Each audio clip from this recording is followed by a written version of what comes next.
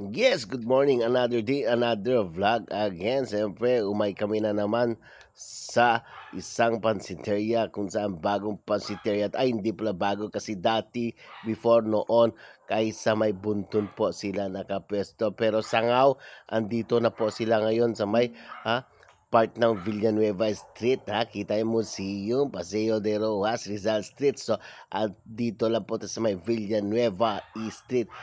Mas si Tatera ang dunye. Kaya ganito ako magsalita, dunye. Kapag Tagalog ka kasi dunye. Pagpunta ka, dunye. Siyempre, of course, dito pala makikita mo si Mrs. nakatambay na dyan.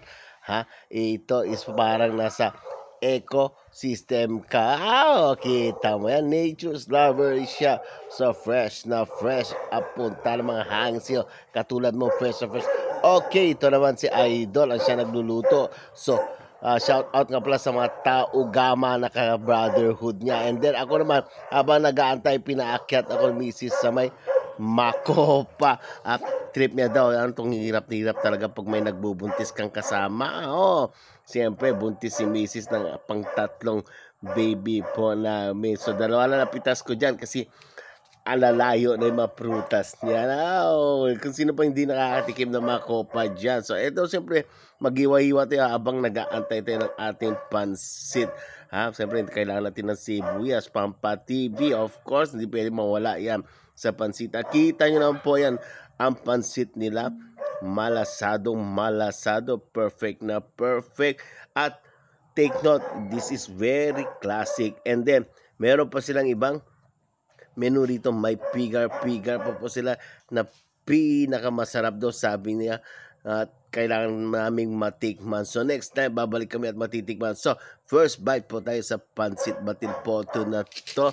And siyempre, yan, makikita nyo at sabi ko, perfect na perfect kay Mrs. Sabi niya, sobrang perfect. Ang galing, ang sarap-sarap ng pagkaluto. Yung Mickey pa lang guys, flat yung Mickey nila, pero yung pagkatimpla ng pagluto niya sa Mickey, wow, kahit wala na lahat ang ingredients promises, kahit wala na po yung ingredients yan, o kahit wala na po yung mga toppings yan, Mickey pa lang, panalo ka na. And then yung sabaw, wow, masasabi ko, wow, perfect na perfect talaga. At hindi siya tinipid sa itlog. Grabe. So, ito, puntahan nyo nga pala itong place na to at perfect para sa inyo. Ito, pag mahilig kayo sa classic na pansit at ayaw nyo ma-high blood, kasi siyempre, pag mga overload yan, pampa-high blood. Pero, meron pa rin silang mga pansit dito na kung magre-request kayo na mga extra toppings. Yan, pwede po. Siyempre, may bayad po yun. Pero kami is worth 100 lang po ito. Perfect po para sa amin na hindi pwedeng ma-high blood. Sige, let's eat na at samahan nyo ako kumain ng pasit butol patong dito sa Dunye!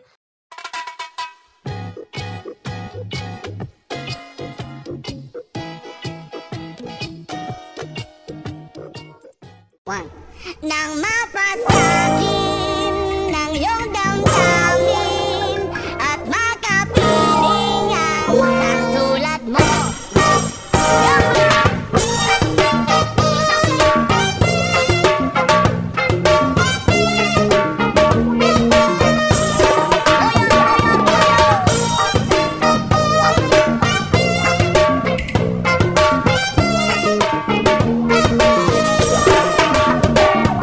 Minimisi, hinihiling at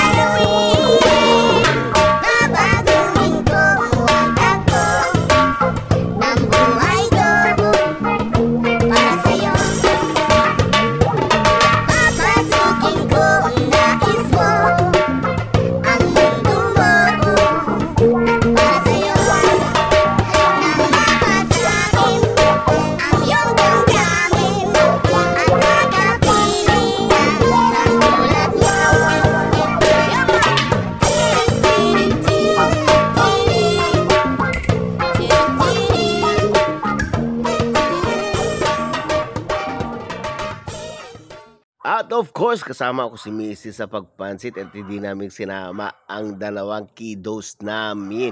Ayan, sarap na sarap si Mrs. sa pansit la at perfect. Gustong-gusto na. At gusto niyang bumalik para pumitas ng makopa na prutas. Ay, loko ka, Mrs. ko. Ay. At syempre, shoutout sa Tao Gama, of course.